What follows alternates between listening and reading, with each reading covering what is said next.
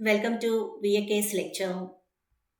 In our previous videos, we saw about introduction to operating system, different functions of operating system, and batch operating system, which is a type of operating system. I will provide the link in description box. If you are interested, you may go through that. Today in this video, we are going to learn about one more type of operating system, which is multi-programming operating system. In a multi-programming system, two or more user programs can be in memory and are executed one after the other. Now we will discuss about this. Before going to discuss this, first we will see what was the reason for multi-programming operating system. As we have seen in our previous videos, early operating system would execute one program at a time. One program was loaded into the RAM, that is main memory, and the CPU would execute it. Until the program is executed completely, no other program was executed. The problem behind this was when a program required some IO operations or some other operation, or it requires to access some file, then it would move out of the CPU for that particular operation. So when that would happen, then the CPU remained idle and the CPU utilization was very low. Now we will see how the multi-programming operating system works and how the multi-programming operating system overcome the CPU utilization problem. In multi-programming operating system, multiple programs or processors which are to be executed or loaded into the main memory. Then operating system will assign the process P1 to the CPU. The CPU will start the execution of P1 and CPU will complete the execution of P1 and then go to process P2 unless P1 is interrupted by external factor or it goes for IO operation. If P1 is interrupted, then operating system assigns next job P2 to the CPU. Then CPU starts its execution on P2. Whenever the P1 completes its operation and comes back for the execution, then CPU is allocated for that process and then P1 is executed. And then other processes are executed one by one in the same fashion. Now let us consider a real life example. Let us say you are a school teacher and you need to take oral exam of students as per their roll numbers, which contains 10 questions. So you start with the first student and ask all 10 questions and then move on to the second one. After asking 5 questions, if student asks you for the washroom break, then you give the permission to him and he leaves.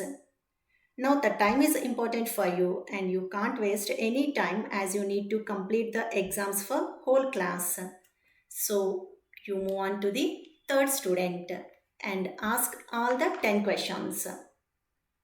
When the previous student returns, then you complete his remaining 5 questions and then move on to the fourth student and ask them all 10 questions. And so on. The same thing happens in the multi-programming operating system. CPU doesn't remain idle. It will be in working state every time until there is no process for execution. Now let us see with some proper example. Let us consider there are 3 processors. First, operating system will allocate CPU for the process 1. CPU will start the execution. Let us say P1 doesn't require any operation. So CPU will execute P1 completely.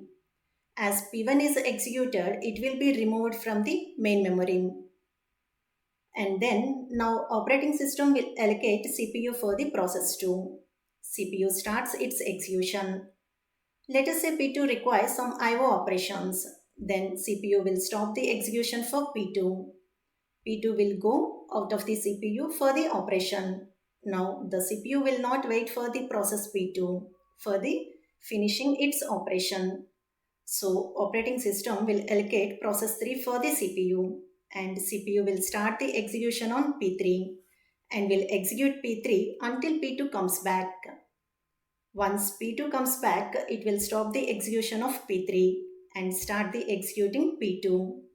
And after executing P2 completely, it will go for the P3 and executes P3 completely. This way CPU never remains idle until it completes all processes. And this is how the multi-programming operating system works and overcomes the problem of low CPU utilization.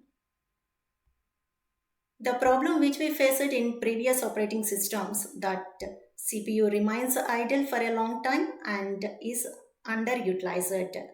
This problem was solved in multi-programming operating system, that CPU never remains idle and is completely utilized.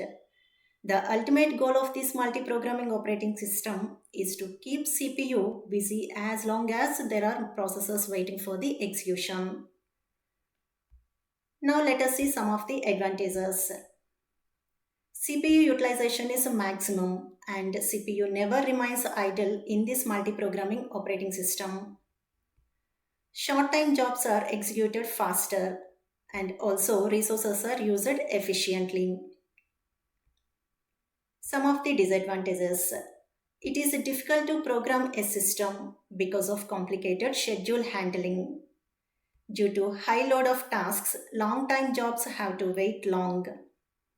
So this is all about multi-programming operating system.